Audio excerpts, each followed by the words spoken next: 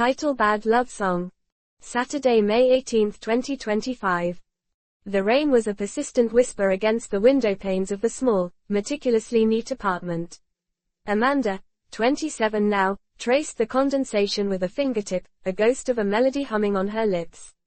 It was a tune she hadn't sung aloud in years, a shadow of the vibrant, hopeful anthems that once defined her.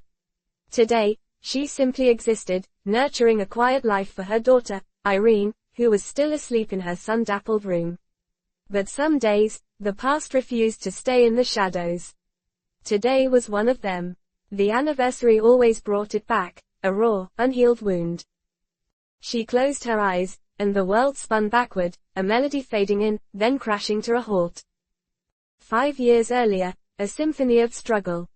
Amanda was 22, a kaleidoscope of raw talent and untamed emotion.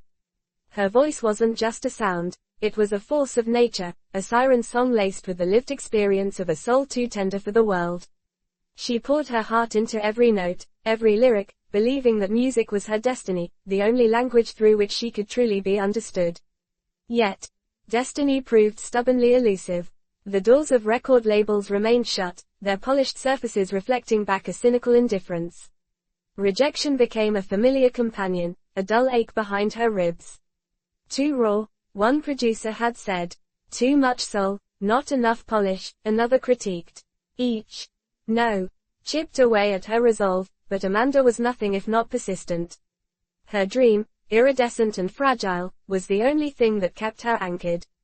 Then, after years of grinding, of late-night rehearsals in dingy bars and countless unanswered emails, a tiny crack appeared in the formidable industry wall. A scout, tired and jaded but with an ear for the extraordinary, heard her one night. He saw past the unrefined edges, glimpsed the fire within.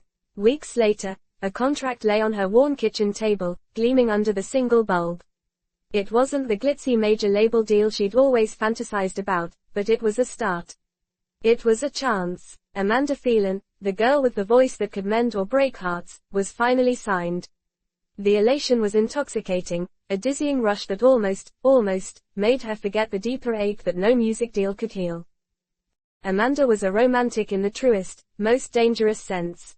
She yearned for connection, for a love that echoed the grand, sweeping narratives of the songs she wrote.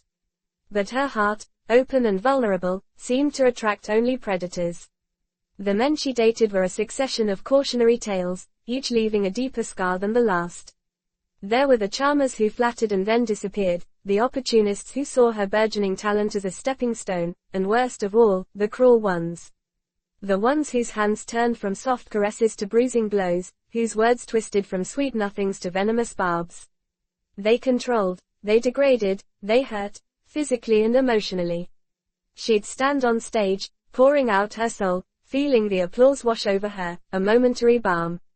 But then she'd go home, often to an empty apartment, or to a partner who had somehow managed to diminish her, making her feel small, worthless, unlovable. She'd tried to understand it, to find a pattern. And in her darkest moments, her insidious thought had taken root: what if it was her music? What if the raw emotion she put into her songs, the very essence of her being, somehow repelled the right kind of man? What if her art, her dream, was a curse on her personal life? Maybe I'm just not meant for love, she'd whisper to her reflection, the words a bitter echo in the silence. Maybe the music is all I get. A new harmony. Across the city, Daniel Hayes, 24, felt a different kind of longing.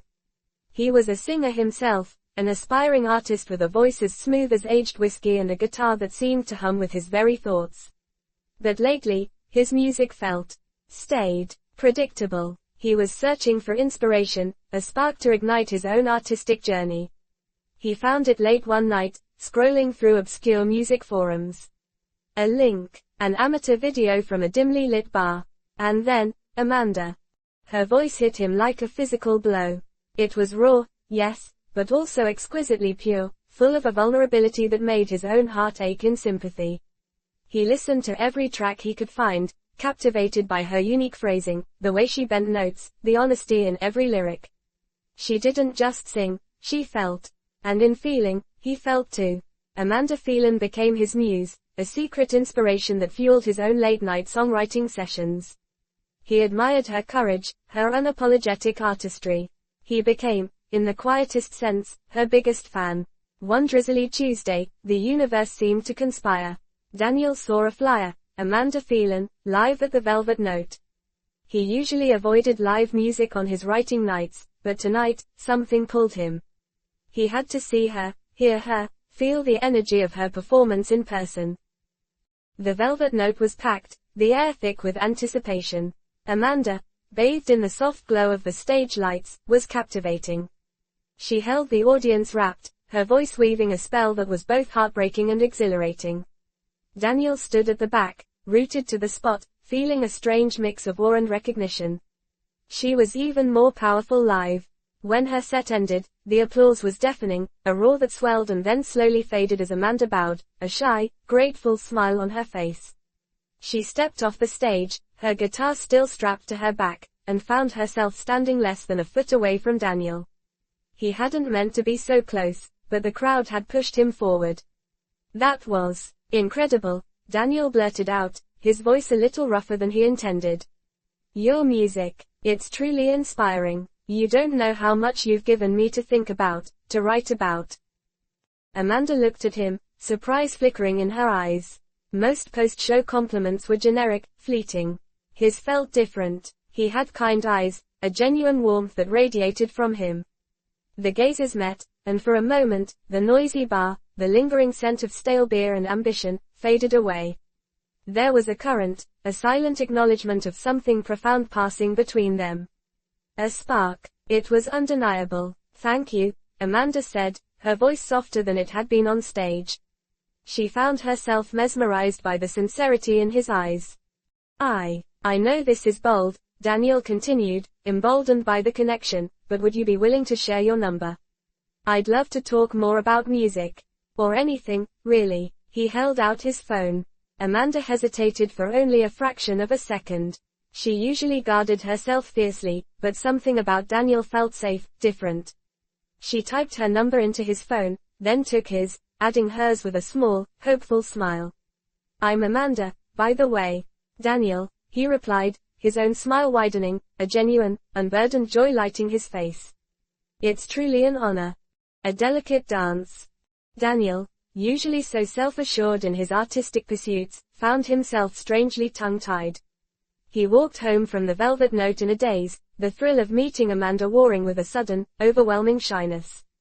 He looked at her number in his phone for 2 days, debating what to say, how to sound confident but not arrogant, interested but not desperate. He played out scenarios in his head, each more awkward than the last. He, a musician who commanded stages, was a nervous wreck over a phone call. Finally, on the 3rd day, he took a deep breath, banished his doubts, and dialed. Amanda answered on the 2nd ring, her voice a little sleepy. "Hello. Hi Amanda, it's Daniel. From the Velvet Note." He heard her immediate shift, a brightening in her tone. "Daniel, it's good to hear from you." They talked for over an hour, rambling about music, their dreams, their struggles. It felt easy, like talking to an old friend. By the end of the call, Daniel found his confidence returning. Would you be willing to go out sometime?" he asked, trying to keep his voice casual. "Dinner, maybe." There was a slight pause on Amanda's end, a familiar instinct to guard her heart.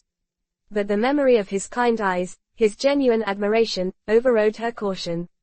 "I'd like that, Daniel."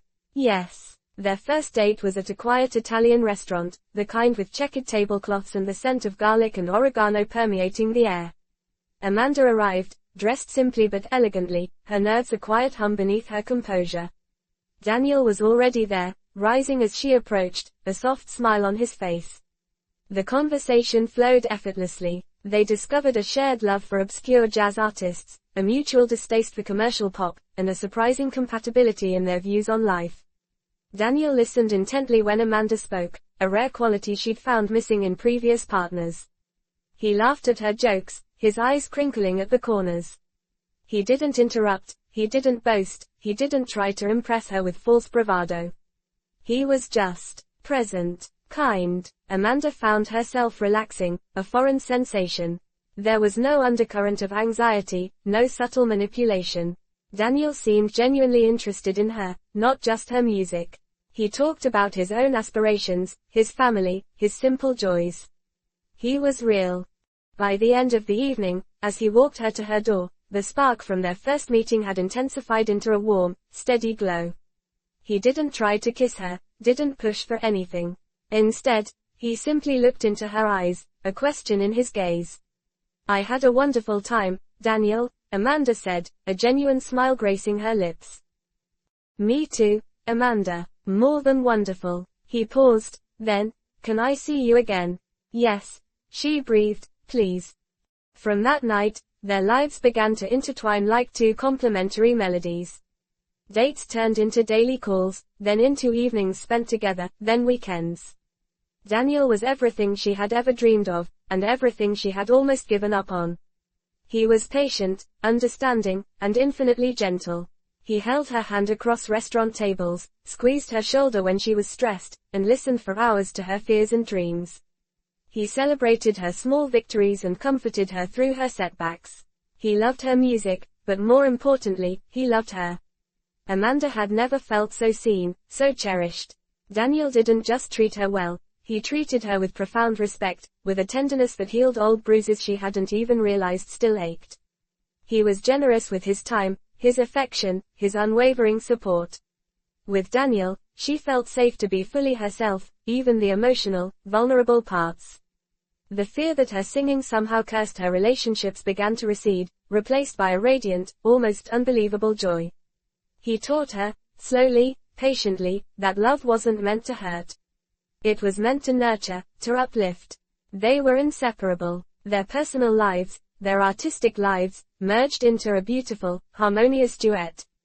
They spent hours collaborating, Daniel's smooth chords complementing Amanda's powerful vocals, their voices blending in perfect unison. They explored the city together, discovered new favorite spots, cooked meals in their respective apartments, their laughter echoing through the rooms. They were a unit, a single, perfectly tuned instrument, each note a testament to the growing, undeniable love. Amanda finally felt loved, truly, deeply loved, for the very first time. The discordant note. Their perfect harmony was shattered by a single, unavoidable chord, a phone call from her label. "Amanda, we've got you a slot. Opening act for The Drifters National Tour. Big venues, big exposure. It's 6 months. You leave in 3 weeks." Amanda's heart leaped, then sank. 6 months. A national tour. It was everything she'd worked for, the break she'd dreamed of. But 6 months away from Daniel. That evening, over a takeout dinner, she broke the news. "It's huge, Daniel. A real game changer." Her voice was high-pitched with a mixture of excitement and dread. Daniel listened, his fork slowly lowering to his plate. His eyes, usually so bright, clouded over. 6 months. His voice was barely a whisper. "You'd be gone for 6 months. It's an opportunity I can't turn down," she explained, trying to stay calm, to make him understand. "This is what I've been fighting for, Daniel. My dream. You know that." He looked at her, his expression a mixture of hurt and disbelief. "But, us. What about us? We've never been apart more than a day or 2. 6 months. That's forever, Amanda." His voice cracked. "Please, don't go. Stay with me. We can make music here, together. Anything you want. Just don't leave." Her stomach twisted. His plea was genuine, heartbreaking. But her dream, that stubborn, persistent dream, tugged at her just as fiercely. She reached across the table, taking his hands in hers. "Daniel, I have to do this. This is my chance. It doesn't mean I don't love you. I love you more than anything. But I have to pursue this. Please, try to understand." He pulled his hands away, his eyes brimming. "I don't understand, Amanda. Not when it means leaving me. Leaving us." He stood up abruptly, moving to the window, his back to her. The silence in the room filled with unspoken accusations, with the weight of an impossible choice. He was devastated, and his sadness was a physical ache in her own chest. The remaining 3 weeks were a strained, agonizing countdown. Daniel remained withdrawn, his usual laughter replaced by a quiet melancholy. He tried to hide his hurt, but it was palpable. He'd hold her a little tighter, kiss her a little longer, as if trying to imprint her presence onto his soul before she vanished. Amanda felt torn, her professional ambition battling with the growing dread in her heart. She kept reminding herself that this was her moment, that he would eventually understand, that their love was strong enough to endure. The last goodbye.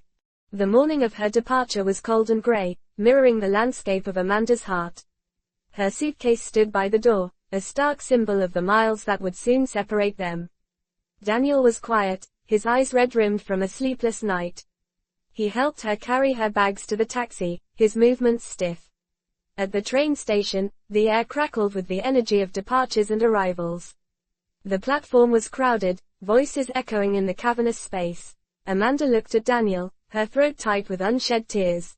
This was it, the moment she had dreaded. "I'll call you every day," she promised, her voice trembling. "We'll make this work." Daniel simply nodded, his jaw clenched.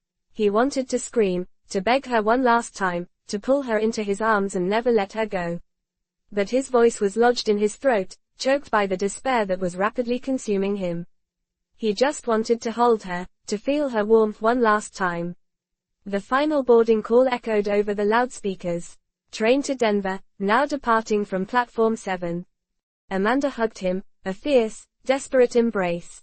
"I love you, Daniel. So much." He held her tightly, his nose buried in her hair, inhaling her scent.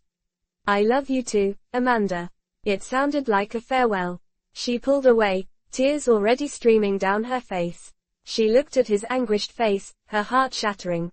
"I have to go." She turned, hoisted her bag, and walked towards the train, each step a wrenching pull away from him. When she reached the door, she looked back. Daniel was still standing there, a solitary figure, his eyes fixed on her, a picture of profound despair.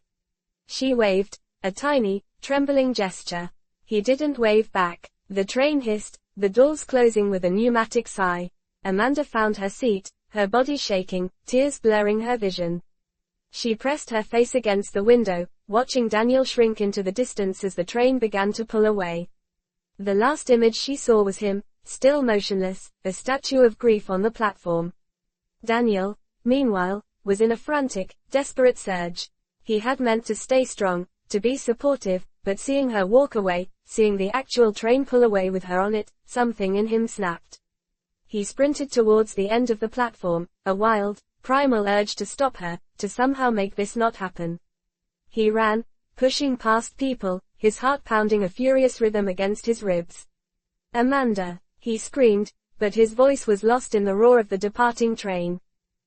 He watched, helpless, as the last carriage vanished around the bend, carrying her away, carrying their life away.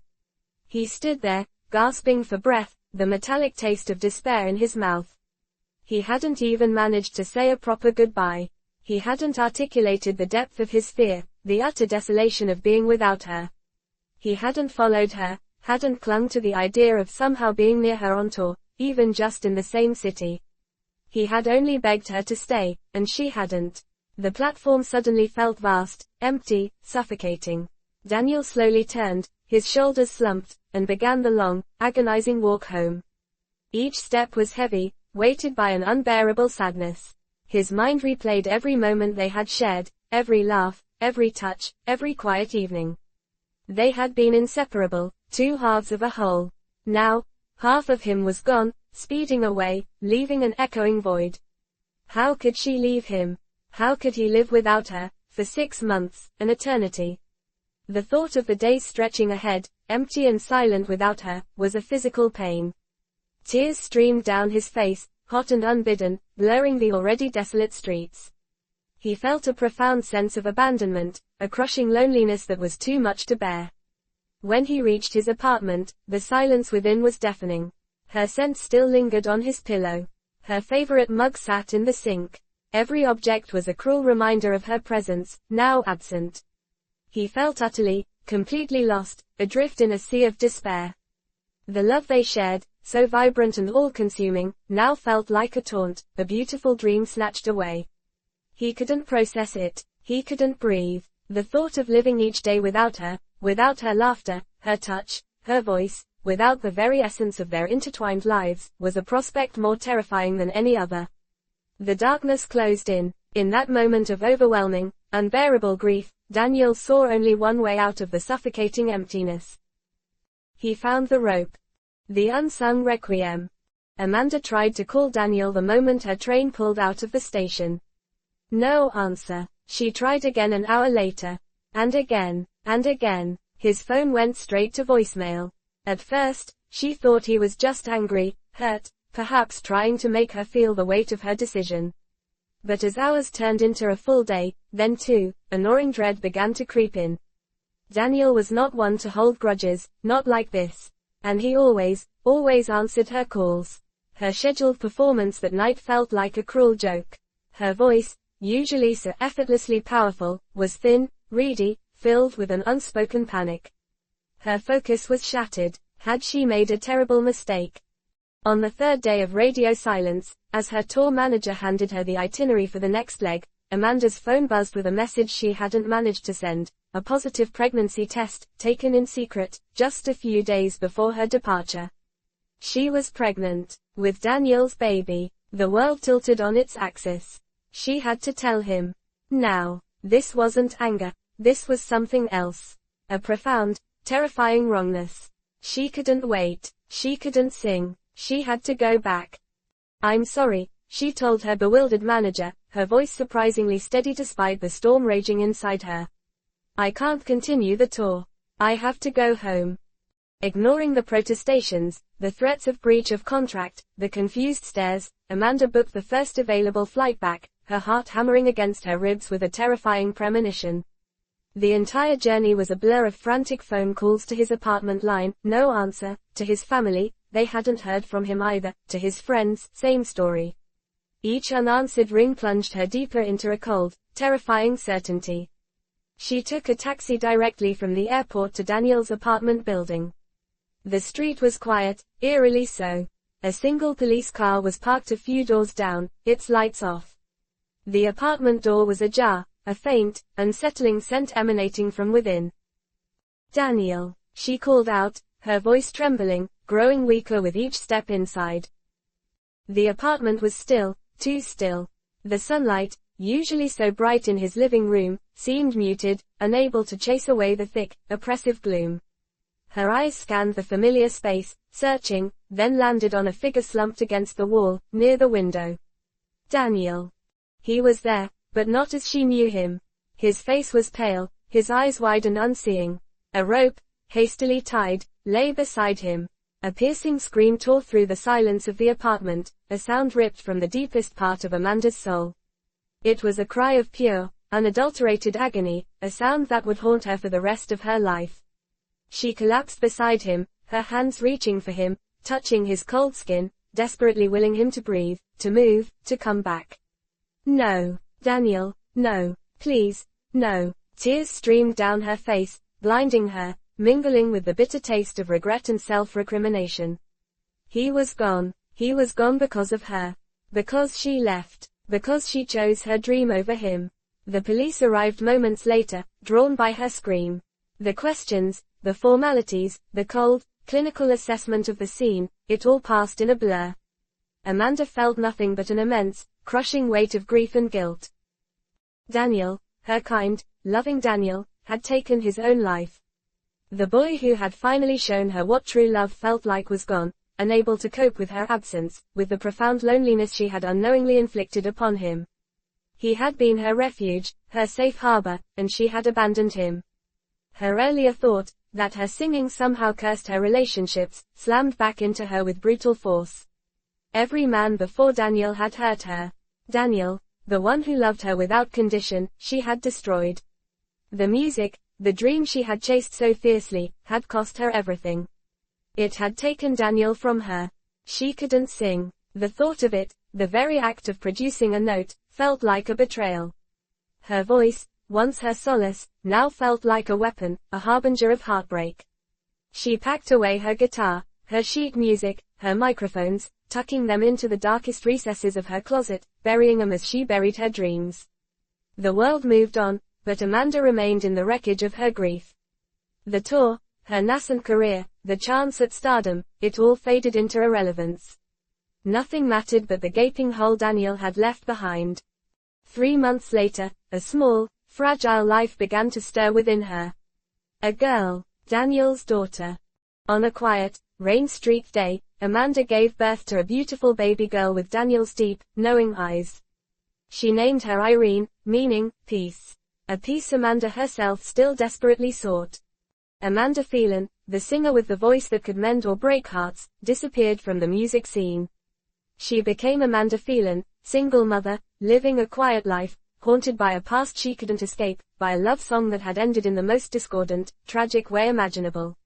She raised Irene with all the love she had, a love that was now tempered by a profound, abiding sorrow, a constant reminder of the bad love song that had silenced her voice and broken her heart. The end. Story by Kiyode.